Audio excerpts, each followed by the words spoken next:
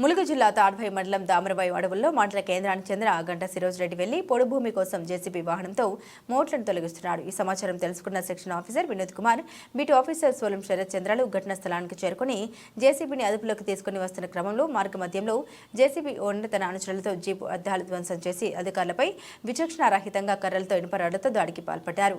కాగా ఈ దాడిలో section officer Vinod Kumar, beat officer Sharath చంద్రల పరిస్థితి విషమంగా ఉండడంతో వరంగల్ గార్గియన్ ఆసుపత్రికి తరలించారు. అటవీ శాఖ అధికారులపై దాడిని జూనియర్ ఫారెస్ట్ అధికారుల సంఘం తీవ్రంగా ఖండించింది.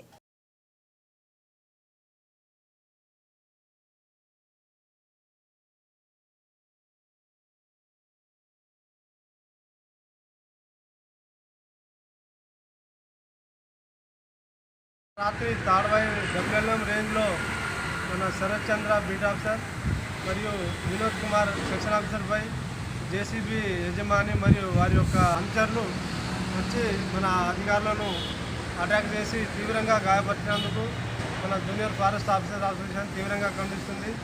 దీనిపై తదుపరి చర్య నిమిత్తం అధికారులను మరియు పోలీసు కలెక్టర్లను వాళ్ళ యొక్క దృష్టికి తీసుకొచ్చి తదుపరి కార్యాచరణను కూడా మేము ప్రకటిస్తామని తెలియజేస్తున్నాం. రాత్రి తాడ్భై డబ్ల్యూఎల్ఎం రేంజ్లో మన బీట్ ఆఫీసర్ శరత్ చంద్ర మరియు సెక్షన్ ఆఫీసర్ వినోద్లపై జరిగినటువంటి దాడిని junior forest officer association Mulugu జిల్లా తరఫున మేము తీవ్రంగా ఖండిస్తున్నాం. ఈ దాడిలో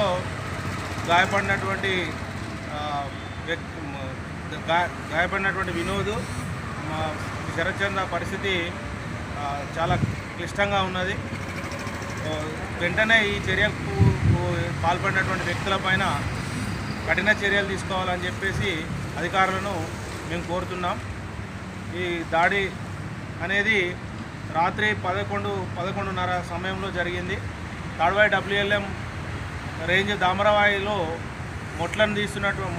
అడవిని చదును చేసి మొట్లను తీస్తున్నటువంటి జేసీబీని పట్టుకొని స్వాధీనపరుచుకొని అటవీ శాఖ కార్యాలయానికి తరలిస్తున్న నేపథ్యంలో అక్కడ ఉన్నటువంటి గున్నిరెడ్డి అనేటువంటి వ్యక్తి, జేసీబీ ఓనర్ మరియు కొంతమంది వ్యక్తులతో కలిసి ఒకేసారి వచ్చి ఇనుప రాడ్లతో విచక్షణారహితంగా మా యొక్క అధికారులపై దాడికి పాల్పడి జేసీబీని తీసుకొని తరలించడం జరిగింది.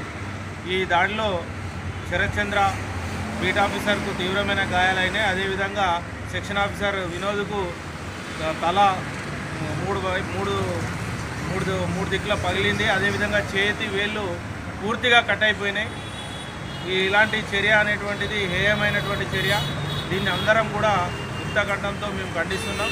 ఇలాంటి చర్యలు జరగకుండా తదుపరి కార్యాచరణ మేము ముందస్తు ప్రకటిస్తాం.